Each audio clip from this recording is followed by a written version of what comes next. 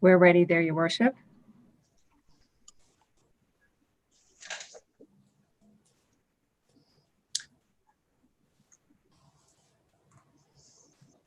Good evening, everybody, and welcome to our council meeting for November 17th, 2020. Folks, there's an agenda before you. I don't see anything outside the kit and no indications that there's anything coming at the last minute. So you see the agenda for today's meeting. Can I get a motion, please, to accept? Moved by Councillor Stoyles and seconded by Councillor Antle. All in favor of the agenda, please. And contraminded, and it has been carried. Thank you so much. You see the minutes there for November 3rd, 2 weeks ago, prepared by Ms. Lewis. Please review for errors or omissions.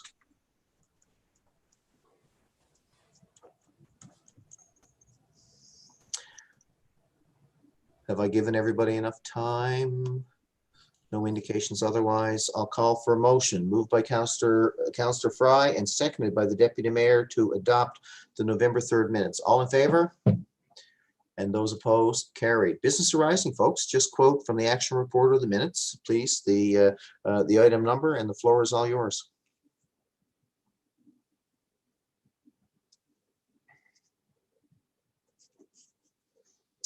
Well, moving right along.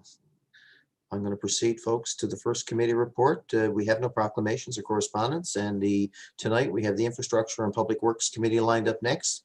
It looks like Councillor Stoyles is preparing to begin. Councillor Stoyles. I am. So we have a couple of items. I'm going to do the first couple, and then the Deputy Mayor will take the rest. The first one is recommendation for approval for the upgrade to storm sewer and the rear of 9 Glencoe Drive. The property owner, J.D. Irving, of course, is doing some work up there, and they have we have approached them, or they have approached us about doing the city's sewer there while they're in the midst of doing the work. And this is, of course, sole source, and the cost is $29,000 we're recommending. And of course, the property owner is prepared to provide the easement to the city. I don't think it was done. It probably should have been done when the land was done many years ago, but it was never ever turned over to the city. So the city now is recommending do this work while they're up doing the work and their property. And I so move. Seconded. Thank you very much. Moved by Councillor Stoyles and seconded by the Deputy Mayor. Folks, this is a sole source. It's not really a contract. It's basically a recommendation that work get done. Everybody's comfortable with that, given the circumstances. It's not work that we ordinarily would have initiated, but I think the city has to, in this particular case, we have to join with Irving at this particular location to ensure that the infrastructure of the city is functioning properly, especially with winter and snow coming in our very, very near future. Any comments from council before I call the motion? Director Antle, would you want to comment on that? Seeing I'm not hearing anything from colleagues at the moment. The idea of sole sourcing is not done lightly. Yes, Your Worship. We've reviewed the cost of the installation of the storm sewer here. We think it's a reasonable price. It is indeed for infrastructure that the city will maintain ownership once this work is complete. The storm sewer that's right there now is between a number of properties in that area of Dunham's Business Park, and it connects to the ultimate storm sewer that's joint to all of those properties. So we recommend it. Okay, I'll call the motion. All in favor? And contraminded, carried. Thank you, Councillor Stoyles. The floor is yours again. All right, the next one is one that we brought into committee of the whole and back a couple of weeks ago, and on November 13th, and we're recommending for the award to be the approval for the award. It's the Investment Canada Infrastructure Program, and of course an RFP was sent out, and we received 2 quotes, and basically it's for the topographic survey for Spruce Avenue, Birch Avenue, Roosevelt Avenue, and Root Avenue through Donovan Street, and Carroll Drive and Billard Avenue, and also for Spruce Avenue, Billard Avenue, Roosevelt, and Donovan's Carroll Drive, Billard Drive. And the amount is $18,660, and we're recommending that the award go to Brown and Way Surveyor. And this is to get the, I guess, the survey done for those streets that I mentioned. And I so move. It is again moved by Councillor Stoyles. Thank you, Deputy Mayor, for seconding that motion. Seconded, yeah. Yep. Any comments, council, or questions? Councillor Antle, please. Just a quick couple of notes there, that's all.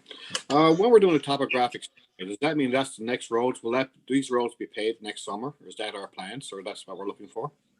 I think the director is going to answer that. Councillor Antle, thank you. The topographic survey is actually what we're going to use to build what we call a design build request for proposals, which is the way we get the design and the construction underway for those streets that are identified. So that design build RFP will be prepared this fall through this winter. If we get it out early enough in the winter season, we would expect to see the work concluded and awarded before next construction season. But a fair part of that time will be getting the design work completed. My expectation would be you'll see construction starting likely next fall and then proceed into the summer after next fall. So that would say effectively construction starting late 2021, continuing into 2022. Yeah, thank you. All good. Any other questions? Hearing none, I'll call the question. All in favor? Aye. Those or any opposed? Contrary-minded, carried. Thank you so much. Councillor Stoyles, I'm are going you- to turn it over to my colleague, Deputy Mayor. all yours. Okay, thank you. Just a point of clarification here. I don't know if I didn't hear, but did we also talk with the topographic survey for Farrell Drive, Holden Street to Evans Place?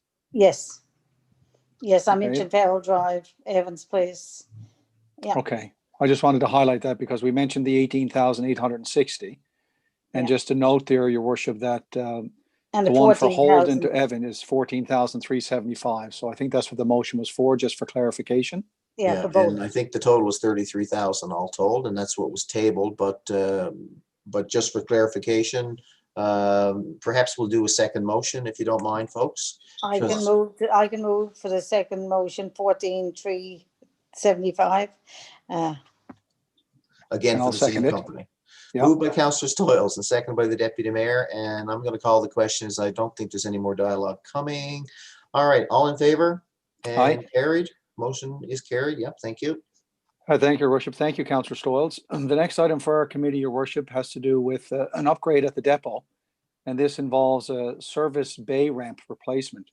The ramp that we have in place right now is functioning fine, but we got some new equipment that's a little bit heavier. So the recommendation here is to replace the existing ramp that's there with a 16,000 pound 2-post lift. And again, this is in the service bay, Your Worship, at the depot. The estimated cost is $30,000. The existing ramp that we have there, like I said, is still operational, so we will auction that off. So the true cost will be $30,000 estimate, less whatever we get for the auctioned existing ramp. Just a note there that given the fact that the winter season is probably upon us faster than we wished, given last weekend, that our committee saw it expedient to bring this matter to Committee of the Whole.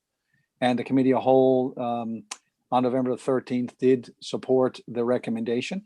But we're just here tonight now to ratify approval of the recommendation to proceed to tender, to supply, deliver, and install this new ramp. And again, this is within, can be accommodated within the capital fleet budget and or our building maintenance budget. And we're recommending that we proceed with this, and I so move. Second. Thank you. It is moved by the Deputy Mayor and seconded by Councillor Stoyles. Folks, any questions on this ratification? Hearing none, I'll call the question. All in favor? And those opposed, and motion carried. Thank you, Deputy Mayor. Thank you, Your Worship. The last two items for us are just some status updates there. For Public Works starting out, our supervisors, the 24/7 winter shift started November the 9th. We have partial winter night shift for our staff. That's going to start on the 16th, which is today.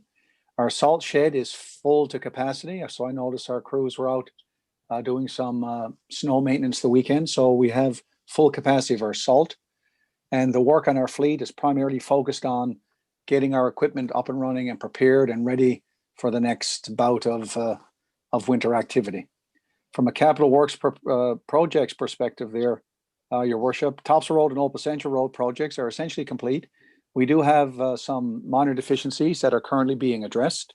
Same holds true for the St. David's Avenue, for the Glendale Avenue project. That too is complete, but again, with some deficiencies that need to be resolved, and we're working towards those. The work at St. David's, which by the way, looks great. I was down there on Remembrance Day, and the work in that area looks fantastic. We do have our base course paving completed, and we will finish the final course asphalt our next construction season. And the last item has to do with the pedestrian underpass project.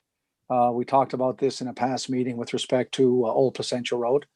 That's still in the design phase, and we're expecting that's going to go to tender in the next few weeks. And that is it, Your Worship, for our Infrastructure Public Works Committee report. Thank you. Thank you, Deputy Mayor. I believe Councillor Antle has a question. I wasn't jumping up and down, Deputy Mayor, or just it's an inside joke. We'll have to tell someone one of these days. Just on one of your notes here, a partial winter night shift for staff starting on November the 16th. What does that mean by partial? Director Antle, I believe we roll the shifts, we bring them in 2 separate phases. Is that correct? That's correct, Your Worship. We brought in now our partial night shifts. I think we have 5 or 6 operators on each night shift now, and we have a supervisor on 24/7. So the partial night shift, is that 7 days a week? No, that's Sunday night. I guess you call it Monday morning until Friday morning. Yeah, so weekends would be call-in then. Weekends, well, we have individuals on standby. Yeah. No, I just want to clarify this partial night shift. Thank you. We're bridging the gap, Director, I believe, as we transition. This is shoulder season, and so sometimes there's a chance, an even chance of snow, but it's not necessarily as great as it will be in January and February. When will we be up to full complement? The full complement will be late November. So you're right, Your Worship. This is shoulder season. So most evenings now, we're getting temperatures below freezing. So most of the times we're de-icing this time of the year. Great job in the soul clearing the weekend, by the way, I wanted to add. And folks, anybody else got any further questions related to the updates? Hearing none, let's move to the Corporate Services and Economic Development Committee report. And I see Councillor Antle. Go ahead, sir. Your Worship, we only got a few things, sir. Seeing the Deputy Mayor and Councillor Stolz are spending money, we have to pay the bills. And we have 22 there for this week to pay for a totaling of $636,431.67. And a couple to note is you can see 2 there for Mills and Wright, items 9 and 10, one for 9,000 and change and one for 12,000. We're moving forward with Find Your City Centre here in Mount Pearl. And that project is moving ahead quite nicely, and we soon see the results early in the new year. Also, you see another big one there for $230,000 for our water consumption for our use that we pay for the city of St. John's. And there's a couple of there. I just see one there for, I'm doing this by memory, so that was pretty good. For Nutrilon, we paid $91,000 for our field, our new Team Guju complex on it for men's softball. If any resident wants to take a look, please don't walk on the grass. All right, but our grass looks fabulous. And I so move. Thank you, sir. It's moving the payment register, the invoices for approval, moved by Councillor Antle, second by Councillor Fry. Any further comments or questions? No, Councillor Antle will have the answer for you. Hearing none, I'll call the question. All in favor? And contrary-minded, motion carried. And the payment register for October 3rd to November 11th total for $1,167,068.66. And you can see some of those big bills, we're paying our way. We're certainly there. I can see we have $108,000 there for Hickman Motors, $112,000 for Hickman Motors. We have some new trucks you'll see in the city, our new street fleet. They're looking great. And the St. John's Transportation Commission, our Metro bus for $104,000. We certainly have lots of bills to pay within the city of Mount Pearl. And that's just for your information. There's no move to that, right? That's correct. But there's always Director Pittman is always available if anybody has any questions during the meeting or thereafter. Or you can just call her at home. Okay? We keep Director Pittman very, very busy. And number 3 is a very, very good news story. I mean, in the past year, we've been all dealing with COVID-19 and trying to figure out how we're going to do things differently. And here in the city of Mount Pearl, we have upgraded our computer system. So we've been doing that. We do that regularly. And this past couple of months, we ended up with an extra 85 desks. We replaced our 85 desktop units and 118 hard drives. And we were considering what we should do with these. So we looked around, our staff looked around and tried to find out exactly where we could donate these in a safe and usable way. And the schools in Newfoundland and Labrador need our computers. And Telecom Pioneers, they're volunteers and they refurbish all these computers. And all these computers, before we even donate these computers, they're all cleared of all our information. They're all up to safety. There's no possibility that any council or any city information would get out leaked. So we donated these it's almost 200 computers to the school programs. And, you know, on the good side, the computers are going to be used again to the students, right? Which is a great, again, extended their life. And also they don't go back to the landfill. So I think, you know, our staff did a great job making sure that these computers were used again and they're back and away from the landfill and saving us some money. And that's everything for our committee, Your Worship. Thank you very, very much. Well done. We're going to now go to the Community Development Committee report, and Councillor Fry, please. Thank you, Your Worship. First on our agenda this evening is the Mount Pearl Minor Hockey. Well, it was formerly their food drive. For a number of years, they had a food drive, but as we all know, with COVID this year, they weren't able to collect food as such. So they had a fundraiser, and it was Give With Your Heart. And their goal was to raise $10,000. And the hockey players put on their jerseys and they stood out in the parking lots with their buckets on a stick. And people made donations, and they could also EMT the donations. And do you know, they raised over $10,000. So we just wanted to extend a huge congratulations to the Mount Pearl Minor Hockey on raising $10,000 on November the 7th. And special thanks to the players, coaches, volunteers, and city staff who made this a success again this year. So I mean, that is such a great thing that they do, and they all get so excited, and you know, to develop that community spirit at a young age, you know, that's important. So we're very, very proud of our hockey players.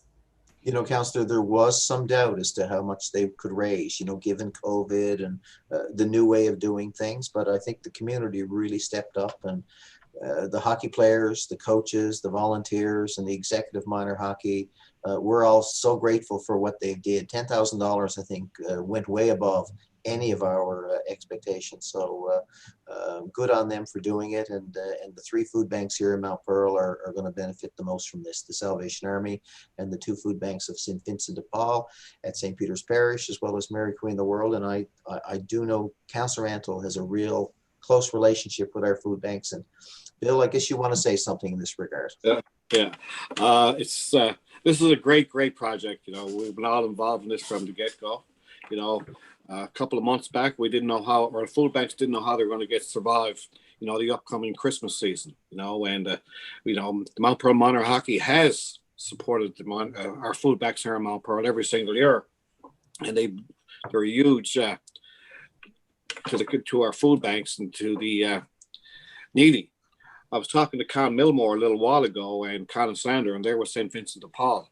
And they were talking about, like, you know, how this food bank's going to work and how we're going to get it going. And it was a tremendous success to raise $10,000. I was talking to Con. He said they already have their checks. They got checks for $3,300, and they got their checks already, and it's in the bank.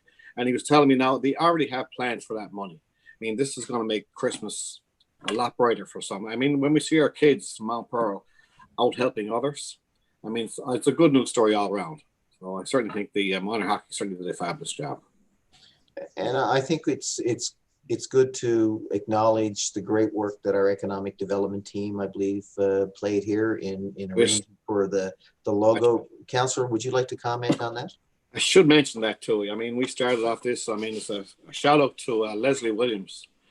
I spoke to Leslie on this a little while ago, how we could do the minor hockey and what we could do. And Leslie, she reached out to some of her friends, and she came up with this Hockey to Heart logo.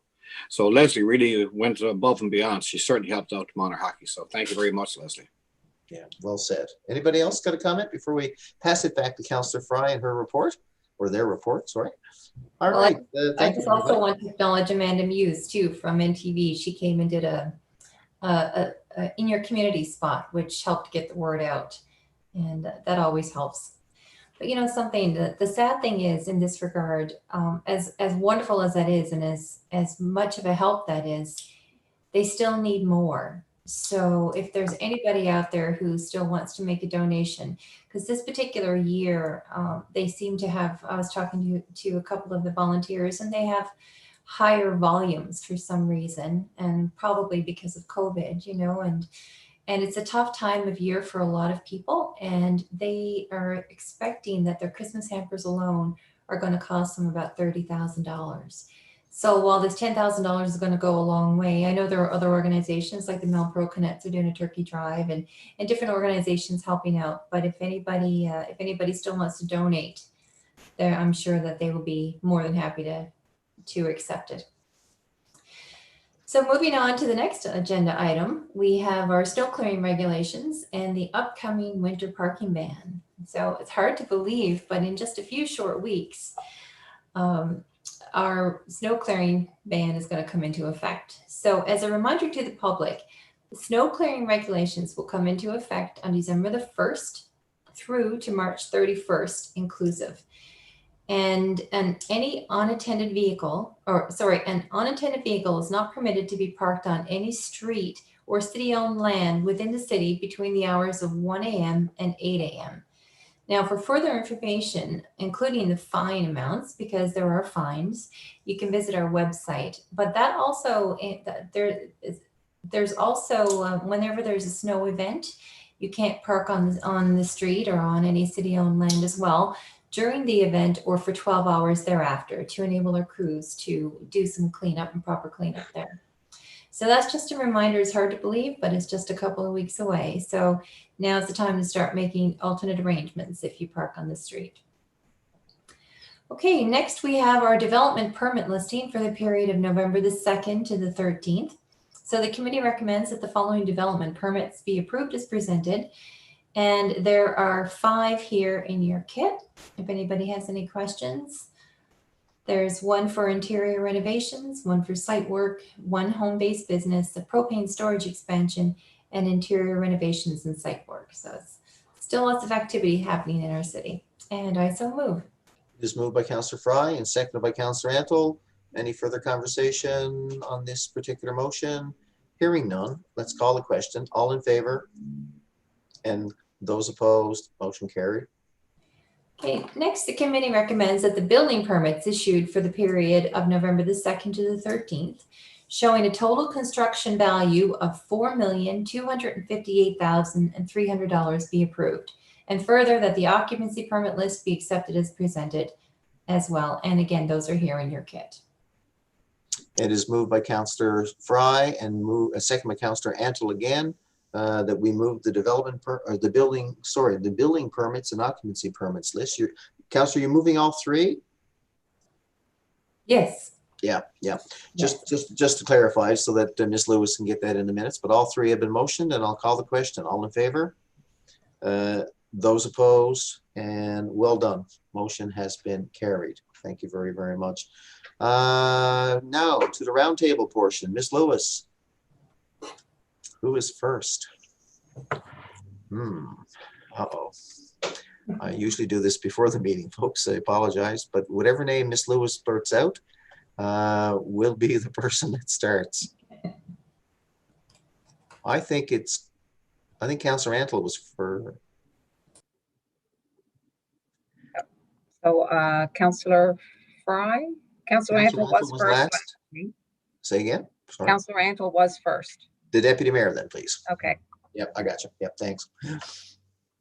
Thank you, Your Worship. I have nothing to bring in tonight other than I just want to highlight and mention the work of our Mount Monaghan Hockey. I just want to echo that. It's a great initiative by so many people in our community. And as Councillor Enter and Councillor Fry said, there's a big need out there. And it's nice to see, as always, Mount Pearl residents certainly rise to the challenge when there's need in our community. So I just want to extend a sincere thanks to all those involved. Thank you. Well said. Thank you, sir, very much. Councillor Stoyles, please. Thank you very much. I too want to shout out to the minor hockey, and especially to the people who led the minor hockey into this year. We know that Polly Noble and them did it for a number of years. This is 9 years, and Pauline was always involved and still is involved this year. But Susan Piercy and one of the other teachers at O'Donnell High were the two hockey moms that were heavily involved in organising the event. And one of the teachers had fell a couple of days before, 2 days before, and broke her shoulder. And even with a broken shoulder, she was up and out on Saturday all day helping with the event. So hats off to them. Also want to mention, Your Worship, that the provincial government announced the scholarships to the high schools, and I have 6 names that I'm going to email them to Ms. Lewis. Alex Brothers, Nicole Crean, Carl Clifford, Brittany Hayes Hartree, Joe Phillips, and Madison Button are the ones from this area in Mount Pearl at the 2 schools, Mount Pearl Senior High and O'Donnell.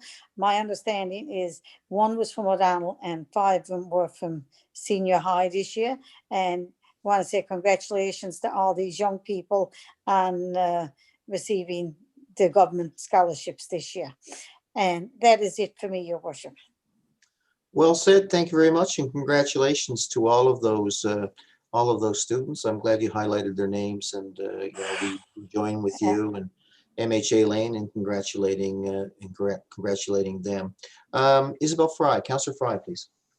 Thank you, Your Worship. I have a few items this evening. First of all, I want to congratulate Municipalities Newfoundland and Labrador for hosting their first virtual conference from November the 5th to the 7th. Normally, that's an event where all of the municipal leaders from across the province can get together and learn and network and all kinds of guest speakers and learning opportunities. And this year with COVID, there was a challenge of doing it virtually, but they did a great job. They had over 24 hours of content. They had almost 200 participants, 100 sponsors and guests, and over 60 virtual sessions. It was really well done. Some of the guest speakers were Premier Andrew Furey, provincial ministers and party leaders, Dame Moya Green, the Honourable Clyde Wells, and Dr. Janice Fitzgerald. And I know one in particular, they had a ministerial town hall, which I found really interesting. Lots of questions asked of the provincial representatives based on municipal issues. So it was a really great job. I must say I enjoyed it. On November the 6th, we all went to Hillcrest to celebrate Maud Maybe's 100th birthday. And that was fun. We couldn't go inside, but there was quite a crowd standing out in the cold and sang her happy birthday. And she had a beautiful smile on her face. So that was really fun to be part of. That's one of the fun things. And then, of course, on November the 11th, which was Remembrance Day, I want to say thank you to the Royal Canadian Legion Branch 36 for hosting this ceremony. While it was a lot different than previous years and much, much smaller, our veterans were still honored, and that's the most important thing. And also to all of the residents who stood outside on their step at 11 o'clock. It's very important, and it's really nice to see. And again, it shows the pride we have in our city. On November the 12th, Councillor Antle and I attended the Regional Fire Services Committee. He, of course, is the chair of that committee, and he always makes us proud. So there are a lot of fun things happening there. And on November the 12th, I participated in the Municipal Mental Health Task Force. And I just wanted to mention this because this is a resolution that came from Municipalities Newfoundland Labrador Conference a couple of years ago.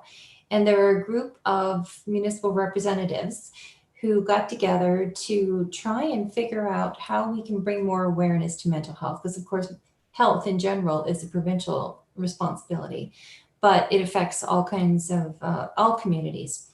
And we're really excited that starting in January of 2021, on the last Thursday of every month, we're going to host guest speakers talking on various mental health topics. So for example, on January the 28th is Paula Corcoran from the organization Channel. And in February, it's Craig Smith from the St. John's Regional Firefighters Association. So it's for municipalities, but for anybody who wants to learn more about mental health and how it affects people and what to watch out for, especially like in smaller communities who have volunteer fire departments, for example, to see the effects of PTSD and that type of thing. So this committee is doing really, really great work in bringing awareness to the issues of mental health. Also, on November the 13th, I attended the Federation of Canadian Municipalities President's Welcome Meeting. And I'm really excited to be getting involved in that. I have some, they outline the responsibilities and the different boards, and I'm really excited to be part of to be a member of the Standing Committee on Community Safety and Crime Prevention, and on the Standing Committee of Increasing Women's Participation in Municipal Government, and on the Standing Committee of Municipal Infrastructure and Transportation Policy. So I think this is going to be an incredible learning experience, and I'm really excited about that, and to bring not only Mount Pearl's issues forward to the national level, but the region in a whole. And just a couple of other things. First of all, I want to mention that the Mount Pearl Kinsmen are selling Black Forest hams in support of the 807 Mount Pearl Kinsmen Air Cadets. Because of COVID, fundraising initiatives are not what they could normally be. So the Mount Pearl Kinsmen are stepping up, and at a cost of $20, the delivery date is the week of December the 14th. So if anybody's interested in a Black Forest ham, they can email Roy Locke and Locks Lane, LOCKES Lane @gmail.com. And finally for me, and this one I thought was really exciting, the Admiralty House is launching a new oral history initiative focusing on the Mount Pearl Frosty Festival. So they're going to be documenting the history of the Frosty Festival over the last 40 years. And over the next several months, they will be conducting oral interviews to record and preserve memories of the Frosty Festival over the past 4 decades. And they're also collecting any photos or memorabilia that anybody may have that they can scan and then return. And I think this is such a wonderful initiative because the Frosty Festival is such a big part of our community. And to preserve that history it's priceless. So I say hats off to them, and I'm really looking forward to what they're going to come out with. And that's it for me this evening. Well, thank you very much, Councillor. A very thorough overview of a fairly busy city, lots on the go. And I too want to join with my colleagues and wish Maud maybe again, acknowledge Maud's 100th birthday and the efforts of her family and friends to go up to Hillcrest and celebrate it according to the times we live in, much like the Remembrance Day ceremony. It was minimal. But we do what we can to celebrate, whether it's a centenary birthday or if it's the fallen that sacrificed for us many, many years ago, and celebrate, of course, the role of our veterans here in the city of Mount Pearl. I thought the Poppy campaign was one of the best from the point of view of fundraising that we've ever seen. So there's people out there with big hearts, much like they have given to Mount Pearl Minor Hockey. They've also given to the Poppy campaign, and that's good to see. Council, I'm going to finish this meeting on a note. Sorry, Councillor Anthony. I was really jumping up that time. I thought I was on mute for a second. I said, "Uh-oh." Go ahead, Councillor. Just a few things for me, Your Worship. All right, yeah. I won't get too long. Just by the way. That's okay. When you get to go last, you get to make all these notes and all this kind of stuff, and it's fun that way. As Councillor Stoyle still alluded to, Mount Pearl Minor Hockey certainly played a huge role in this. It was Susan Piercy and Mandy Jones. They took over from the previous Dave, Edney, and Pauline. And I must say, they ran it so well. I mean, once they started running with this Mount Pearl Minor Hockey with Hearts, everything just ran like clockwork. So hats off to Susan and Mandy. Just a couple of quick things for me is that also, there's so many people in Mount Pearl trying to help out. We're trying to help the less fortunate as much as we possibly can. And one of the things I got involved in was the Mount Pearl Community Supper Group, the ministerial group. And that's a group of all churches within the city of Mount Pearl. We have every church within the city of Mount Pearl are active in this ministerial group. And we met last week, try to figure out, we were doing bi-weekly suppers. And we met last week to figure out how we were going to do that. And we had one business owner, Scott Hillier of Coffee Matters, stepped up. And Scott's going to provide the first 4 meals. And these meals start on November the 25th. And they're going to be arranged through the food banks and your local MHAs. If any residents think that they need a meal or need it, just contact your church or contact your MHA and it'll be arranged. The takeout starts at November 25th. There's no calling, just contact your food banks and it'll be delivered. And that's going to go weekly right on through till the end of this year. So hats off to that. The Mount Pearl Public Library, they have no business hours now. You can take a look at their website and or you can email them at mountpearl@nlpl.ca or give them a call at 368-3603. But they have lots of new hours coming up, so you've got a lot of chance to go take a look. And this weekend coming up in the city of Mount Pearl, we have our second, and it's going to be second annual hackathon. You know, our first hackathon was a huge success. If you haven't attended our hackathon, it's a great time to jump in. This year, it's going to be a virtual hackathon. It's a 3-day virtual event. And right now, there are 16 teams registered, crossing of about 49 individuals. You know, this is a great opportunity for any young person within the city of Mount Pearl or the city of St. John's within the region that want to jump in and do our virtual hackathon. And this year, we're going to focus on environmental and waste management. There's lots of things that you can do here, you know, to jump in board, you know, and there's huge prizes. The first prize is $3,000, and it gives you a seat at the Genesis Evolution program, which is a great thing to do. And you get free membership in TechNL. The second prize is $1,500. And the same thing, you get a seat at the Genesis Center and a free membership of TechNL. And the third place team is $500, and they also get a seat at Genesis. This is a great event. I mean, last year's event was so well ran.